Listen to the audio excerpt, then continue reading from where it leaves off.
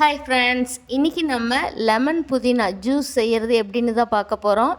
இது நான் 2 tumbler juice செய்ய போகிறேன். இதுக்கு ஒரு லெமன் எடுத்திருக்கேன். இப்போ வாங்க இது எப்படி செய்கிறதுன்னு பார்க்கலாம். இந்த புதினாவுக்கு ரொம்பவே பசியை தூண்டக்கூடிய தன்மை உள்ளது.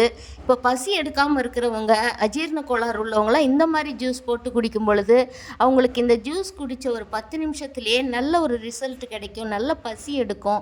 பசியை தூண்டக்கூடிய இந்த ஜூஸை எப்படி செய்கிறதுன்னு பார்க்கலாம் வாங்க. இப்போ தான் நம்ம சேனலை முதல் முறையாக பார்க்குறீங்கன்னா சப்ஸ்கிரைப் செஞ்சுக்கோங்க. இப்போ வாங்க வீடியோக்குள்ளே போகலாம். ஜூஸ் போடுறதுக்காக ஒரு மிக்சி ஜாரில் 10லேருந்து 15 புதினா இலைகளை கழுவி சுத்தம் பண்ணிவிட்டு இதில் சேர்த்துக்கிறேன். இஞ்சி துண்டுகள் தோல் நீக்கிட்டு ஒரு 2-3 துண்டுகள் இதில் சேர்த்துக்கிறேன். உங்களுக்கு காரம் கம்மியாக வேணால் நீங்கள் கொஞ்சமாக சேர்த்துக்கலாம். 2 டம்ளர் ஜூஸுக்கு நான் 4 ஸ்பூன் சர்க்கரை சேர்த்துக்கிறேன். இந்த சர்க்கரைக்கு பதிலாக நீங்கள் பனங்கற்கண்டு அல்லது நாட்டு சர்க்கரை, தேன் இதில் ஏதோ ஒன்று கூட சேர்த்துக்கலாம். இதுக்கு கொஞ்சமாக 2 கல் உப்பு சேர்த்துட்டு 1 டம்ளர் தண்ணி ஊற்றிக்கிறேன். மீதி தண்ணி அப்புறமா சேர்த்துக்கலாம்.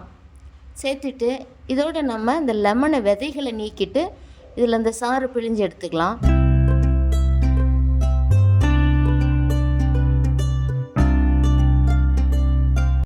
இதை நல்லா அரைச்சி எடுத்துக்கலாம்.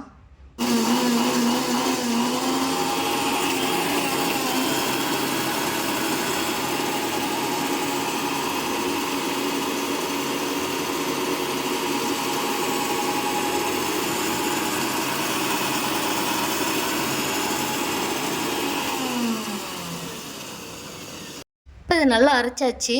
இப்போ இதுக்கு 1 டம்ளர் தண்ணி இதோட சேர்த்துக்கலாம். சேர்த்துட்டு இதை நம்ம வடிகட்டி எடுத்துக்கலாம்.